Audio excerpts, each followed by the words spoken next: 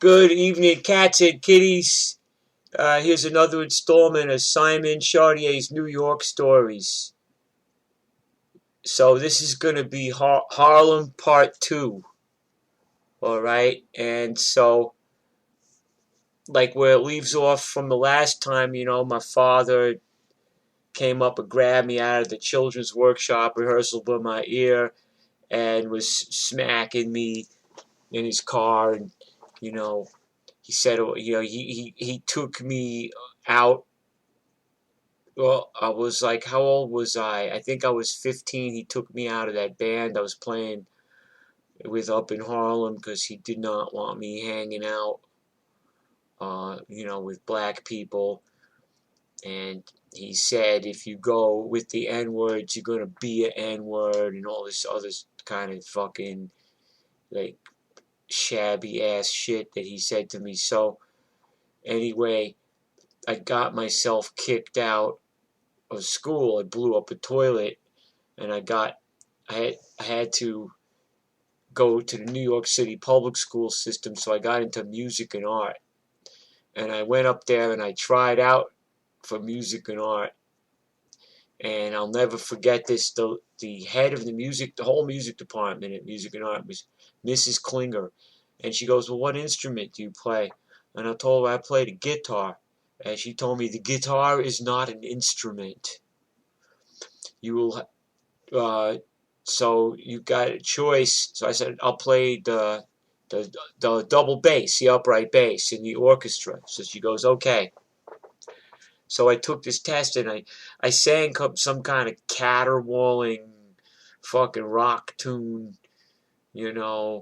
like at the top of my lungs. But I don't know how the fuck I got into this place, man. But I got in. So, I went up there. So, music and art was great because it was on top of this big hill, like Sugar Hill in Harlem. It was right next to City College in New York also. So you took the subway, the local train. At that time it was called CC.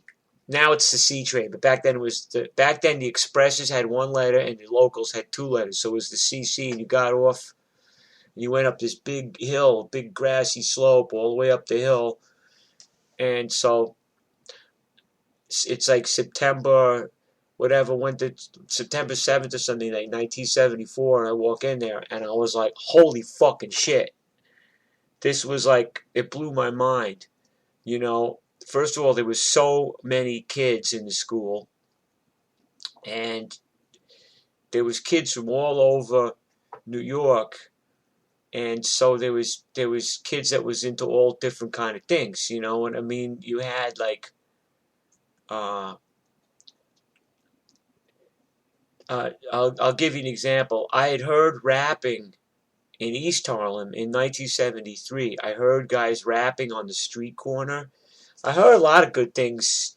Like, remember I told you, like, I heard Tito Puente playing on a flatbed truck.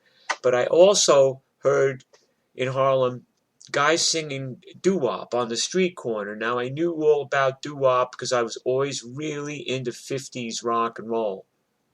I always loved 50s rock and roll and the whole mentality of it.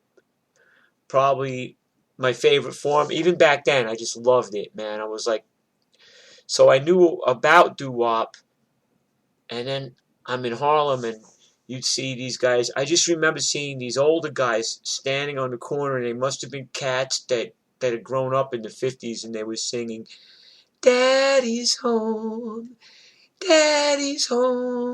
to stay. And I was like riveted, like it was like and they was singing all these different doo-wop songs, and I actually seen that a few times up there while I was playing with the children's workshop. But I also heard guys rapping up in Harlem, and standing on the street corner, a lot of the rapping I heard in '73 was jailhouse raps, and it was about various stuff about jail, or about, I remember them rapping about snitches and rats, or about like being in prison, and these guys would be standing around on the corner rapping, and it was almost like a long story unfolding and stuff. And there was also The Last Poets. It was real popular back then, so we all listened to The Last Poets. But I remember hearing guys rapping, and I remember it was like actually I heard it quite a few times. I heard it several times up there. So I'd heard it 73, but then I go to high school of music and art, and I go into my first homeroom, and I'm just they're giving me my classes and everything. So in my homeroom, okay, was Marcus Miller, the legendary great jazz bass player. All right, Omar Hakim, the legendary drummer, played with everybody. Okay, played with Weather Report, but Miles Davis, like, forget about it. Everybody he played with. In my homeroom was Kenny Washington, the great jazz drummer. Played with Betty Carter, played with Dizzy Gillespie. Played with everybody. Okay, even I listened to that Bird Flight show every morning of my life, right, with Phil Shapp, and they talk about Kenny Washington, the jazz maniac. I went to, he was in my homeroom, all right? These are just some of the luminaries that were in this place. Just people that better musicians than I am, that are more talented than me, that are much more successful than me, just badasses. Like, holy shit. Albert McDowell, bass player Ornette Coleman's band, all right? He was in my high school, all right? Uh, Michael Beinhorn, he was really famous on the New York experimental art music scene, and then he was in my class. Then Nick Berlin, probably one of the first two punk rockers that I ever saw in my life. He was in Punk magazine too and stuff. Uh, all right, Robert Franchesini, very famous tenor sax player. Uh, okay, and then Ned, my friend Ned. All right, Eddie. He was editor of Bass Player magazine, and now he plays with the Mavericks. So there's got to be many more people. Um, Hold on a second. Yeah, Ed Friedland. We used to call him Ned. And then there's Ann Husick, and she's like, she's a session guitar player downtown Manhattan, teaches at the New York Guitar Academy. These are just some of the people, all right? Oh, okay, more people. Curtis Blow, the famous rapper. Curtis, he was always hanging around outside school, and he had a Siberian Husky and a fur coat. He was very well turned out guy, very, uh, very elegant guy. And he had, these are the breaks, break it up. And, it Curtis Blow, he went to my high school, so it's just like, these are the people I was with at school, you know. So then they gave me an upright bass, and I remember because it was like this little room, and I had this bass. It's actually the same. I have uh, the same model of bass now. It's an old New York City public school bass. It's actually a really great bass. But these basses, I guess they were pretty decrepit. But I remember that I started playing. I'd never played upright bass before, but our teacher could barely speak English. Mrs. Kim, she was from Korea. So there was 5 orchestras at Music and Art. Orchestra 1 was like all the real heavy hitters, the great players, and it went down to Orchestra 5, the jerk off orchestra. Now, can you guess which orchestra I was in? I was in the jerk off orchestra. All right, so you know, uh, I remember bowing my bass, and a fucking cockroach came out of it, and the minute Mrs. Kim would turn it back for a second, we were all trying to play Cool in the Gang. right? Or Earth, Wind, and Fire, or like whatever the various disco hits of the day were, like Don't Stop, Boogie, Boogie Woogie, Boogie on the Floor, that one, or Money by the OJs, you know, uh, all that stuff. So we were always trying to play that, and then she'd get mad at us. So I was in the jerk off orchestra, but still, it was cool. I learned how to read bass clef. I had some fantastic teachers in music and art, okay? I had Mr. Justin DiCioccio, and he was the jazz teacher, and he was like this real hip jazz cat. And I remember he put on Charlie Parker record, and it just blew my mind. I couldn't believe that anybody could pack so much emotion and so many different chords into one piece of music. I really got emotional. And then another thing that Mr. DiCioccio told me, he told me, if you can't play the music of if you can't play bebop, if you can't play the music of Charlie Parker, Dizzy Gillespie, Thelonious Monk, you can't play shit. If you can't play bebop, you ain't shit. So like right then and there, I was like, I gotta aspire to being a bebopper. My mom played bebop piano. She was a bebopper, before my father ruined her life. So, I had some kind of idea of what it was, and let me see some more thoughts on music and art. So I met Ned, and I met Gary Piero, and I met all these other people.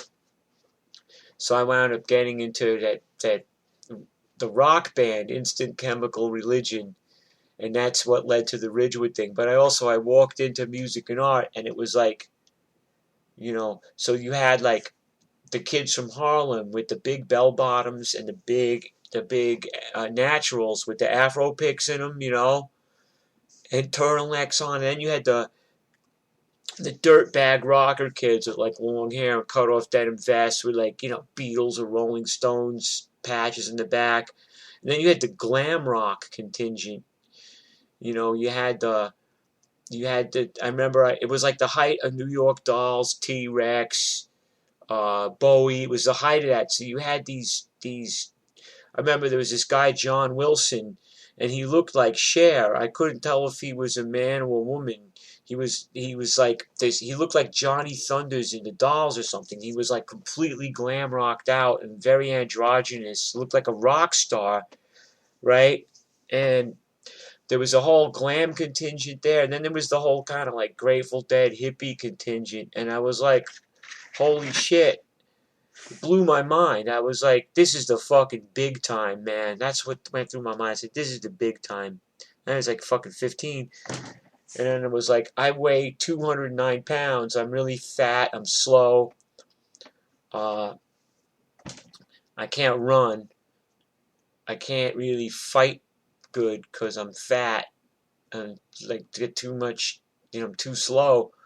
And I was like, now there's all these girls, and I was like, always wanted to have a girlfriend, but I was always really shy with girls. I was like, I gotta lose weight. I gotta lose weight.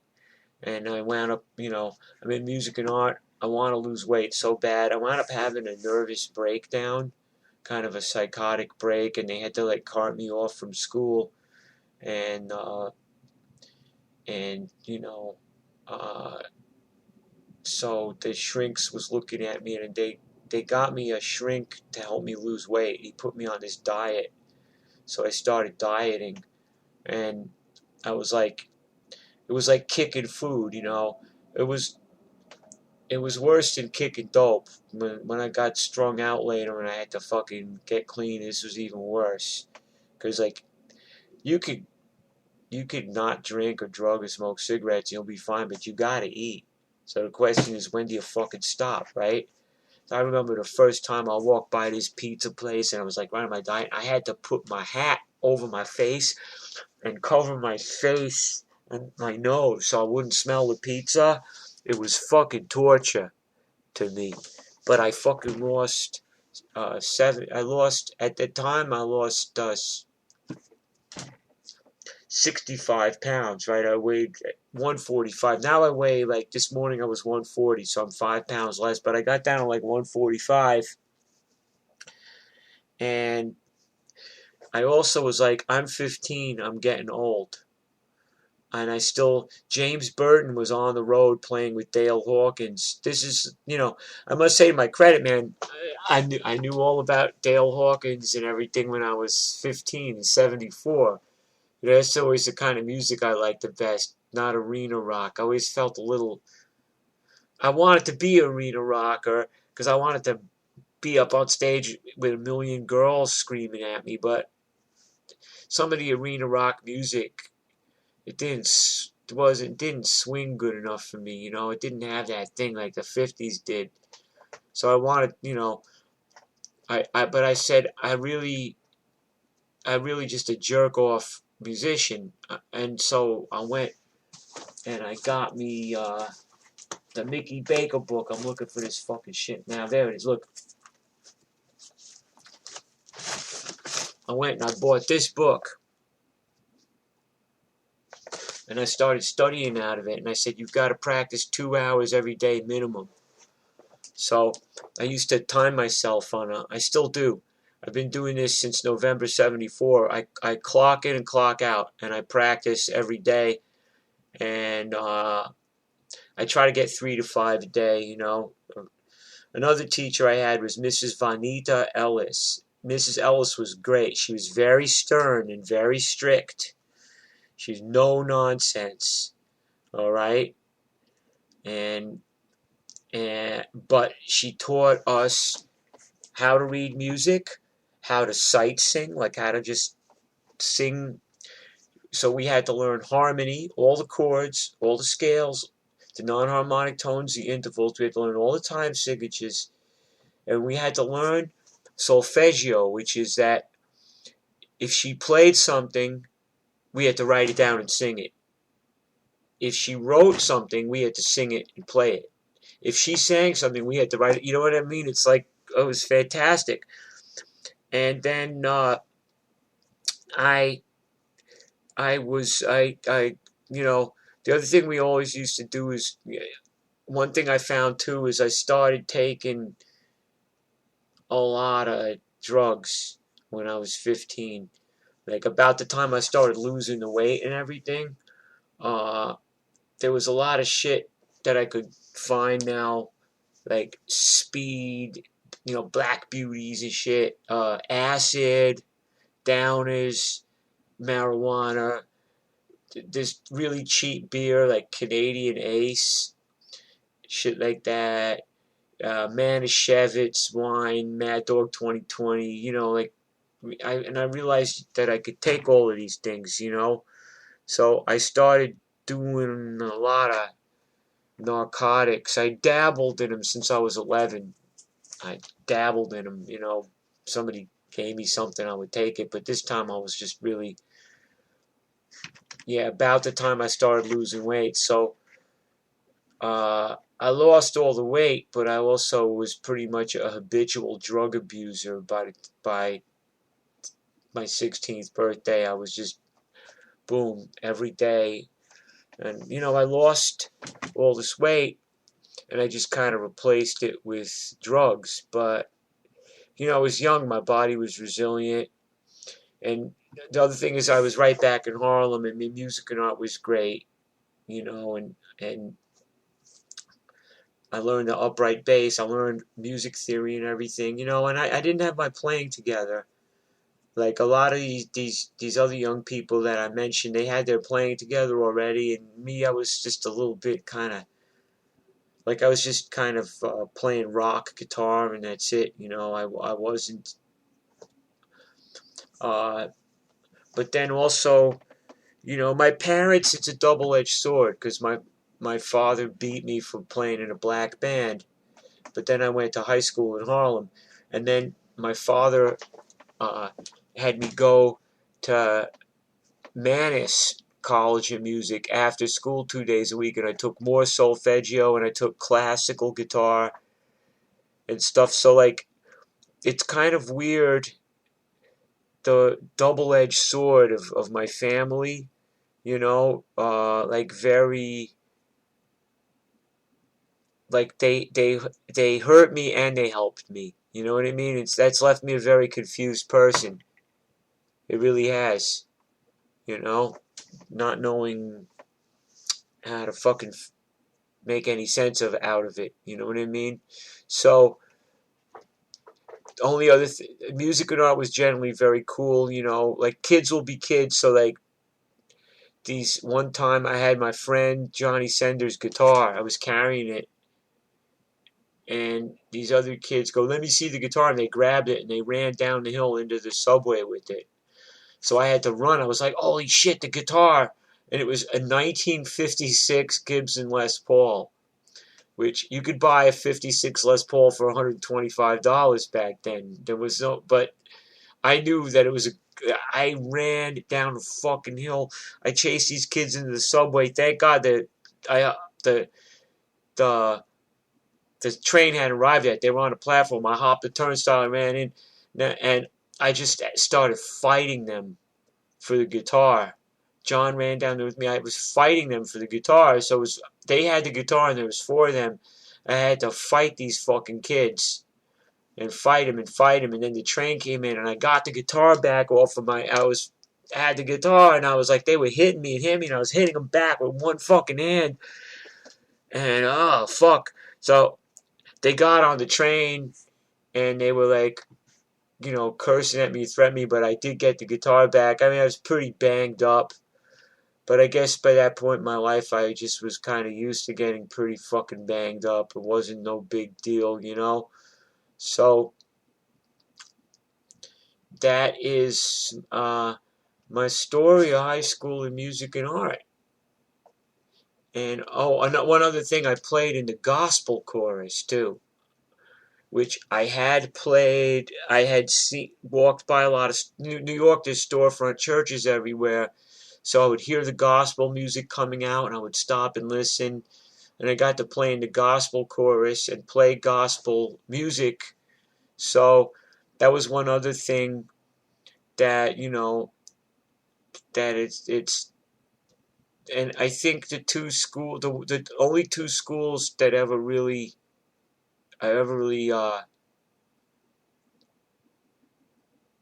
wasn't completely alienated, because alienation is my bag, baby. I'm alienated motherfucker most of the time, and very, very cynical, and very, very suspicious person by nature, like paranoid. And the only two schools that ever I actually didn't feel alienated from, that I got something from, was that school, North Country School, that I got sent after the first time I got kicked out of school in 6th grade and left back, and then music and art. And those are the two things that shaped my worldview, and the I never paid much attention to my other classes in music and art, so I barely graduated, but the music classes were fabulous. And, I got to be in the presence of some people that were just real badasses of music, So that's Harlem Part 2, man. And the postscript is, I was playing up in Harlem. I was playing a church picnic, a jazz church picnic, and I did it every summer, 3 summers in a row. And I got to swing by and look at my old school. Oh man, I almost cried. All right, that's Harlem Part 2. Thanks for listening.